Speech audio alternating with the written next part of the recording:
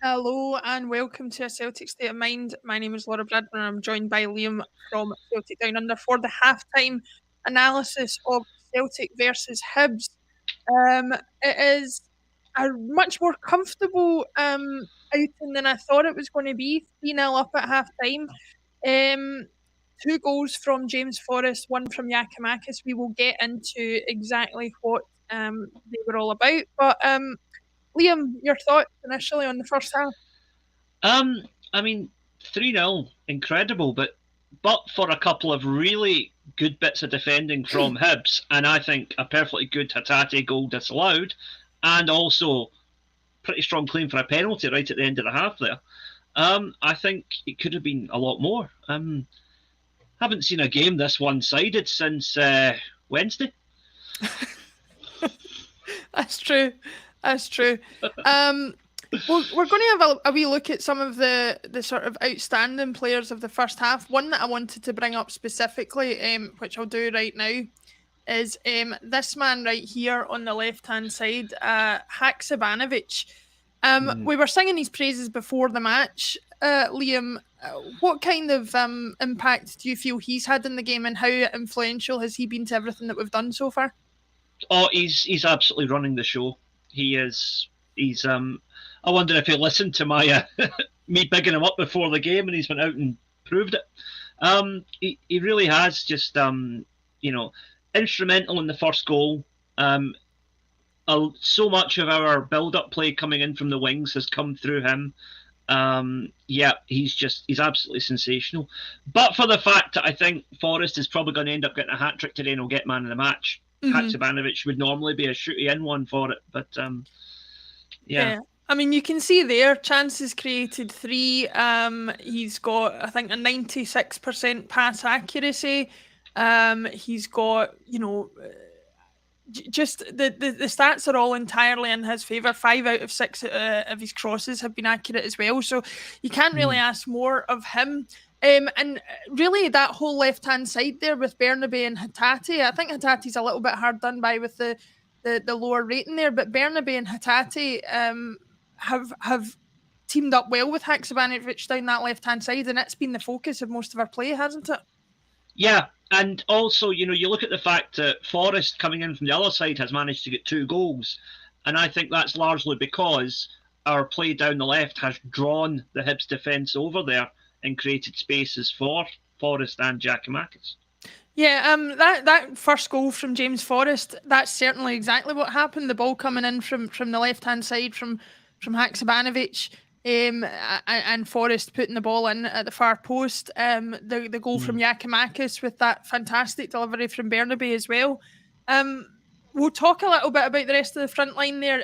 We'll go to Giakoumakis first before we start lauding praise on James Forrest. But Giakoumakis, has his inclusion been the good call that we thought it was going to be before the match, do you think?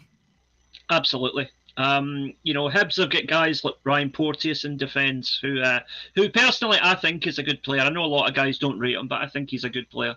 There are other aspects of his play that I'm not so enamoured with, but I think his ability as a footballer I'll take on board. Put it this way, I'm glad that he's got up against Giakoumakis today, not Kyogo, because I wouldn't want wee Kyogo getting injured. I think Giakoumakis is, shall we say, better built to compete with players like Porteous' robust approach to the game.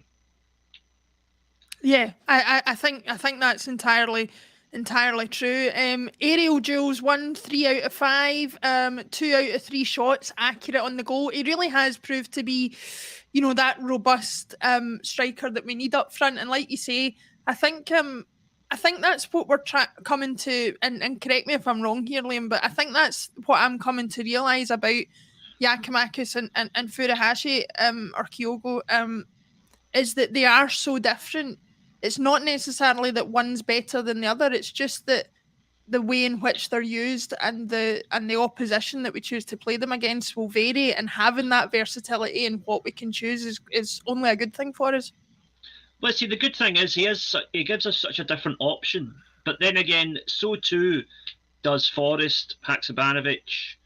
Our entire front line today is probably completely different from what Hibs were expecting, what they had trained and prepared for all week. They were probably expecting to come up against Jota, Abada, Maeda, Kyogo. And none of them are there today. And yet we're now 3-0 up. Yeah, absolutely. And we'll come on to the man of the moment. Somebody whose praises we were singing before the match. He's come in for a bit of stick from, I think, the Celtic fan base at large. There has also been a fair understanding that the injury ravaged season he had the season before last, I think, certainly impacted him last season. But James Forrest has made some good appearances, as we talked about, and today has been, again, one of the shining lights in the Celtic side against Hibs today, hasn't he? Yeah, like I say, he's the fact that he's got 2 goals, and I think we'll add to that in the second half as well, just shows you that he's Mr. Dependable. You can always call on him to come in and do a job when needed, and he's doing it today and doing it superbly. Yeah, 93% passing accuracy, expected goals on target of 1.25. So he's actually he's exceeding that in what he's actually scored. 3 out of 3 shot accuracy. He really has proven to be a very dangerous option up front there for us, and something that we are really fortunate to have as an option there when the likes of Abada and Jota aren't available. A quick question I wanted to ask you. Mm-hmm. I don't want to be too negative about it, but the commentator on the coverage that I was watching suggested that obviously James Forrest is now on 99 goals for Celtic. He would be joining a very exclusive club if he was to break the century record today. And the commentator said, if we get a penalty, it's got to be James Forrest that takes it, which absolutely I agree with. My only concern with that is I don't think we would get a penalty if one of our players was literally had their leg chopped off in the box. The refereeing performance, I hate to go on about it when we've had such a positive game, but I mean, I don't know what we need to do to get a decision from this guy. Well, we need VAR, and hopefully from next week that's going to make it more difficult for such blatant, honest mistakes, as they call them, to be made. I think, like I said, Hatate's goal, nothing wrong with it. Porteous was clearly playing him onside. Giakoumakis, now I'll need to see it again. I only saw it once at the very end of the half, just before I had to sign in for the stream. But I thought he should have had a penalty. I would say heavy tackles. Yeah, I would say the penalty incident, Giakoumakis was a little bit off balance, but to use an old football cliche, I have seen them given. Aye, and again, it goes back to that debate we had before about this whole burden of proof. That's a free kick, but it's not enough to be a penalty. If it's a foul, it's a penalty. But there does seem to be this idea that it has to somehow be a heavier challenge or a more obvious foul in order for it to be a penalty inside the area. I don't understand that, but it is a recurring trope with football. Yeah, it does seem to be. I guess that said, we'll move back to the more positive aspects of the game.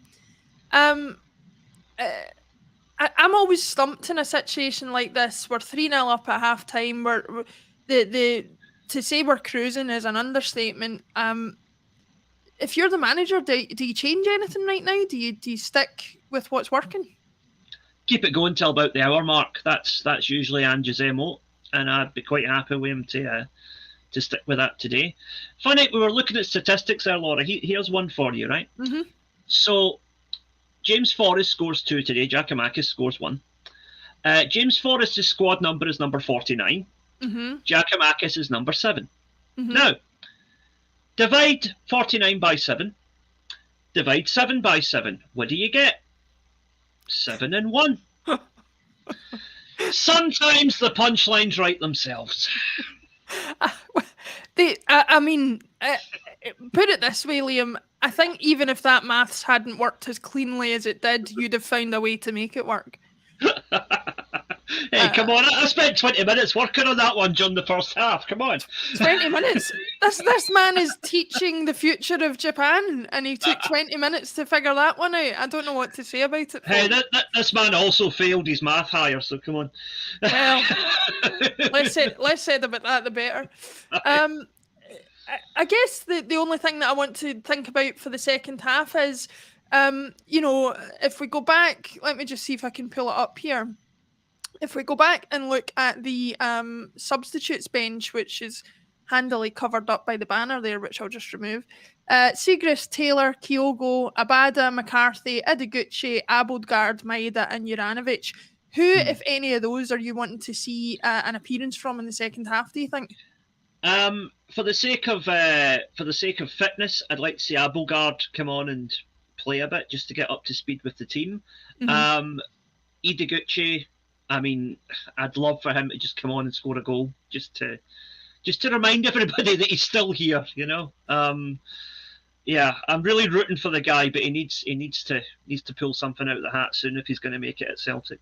I think, if there's any chance, given the way that we're playing at the moment, any chance of him making an appearance, then it might be today, because something tells me that if we stick to the old adage that Ange likes, which is to never stop, then hopefully it won't be the last goal that we scored today coming from either James Forrest or anybody else in the team. But it remains to be seen if that's the case.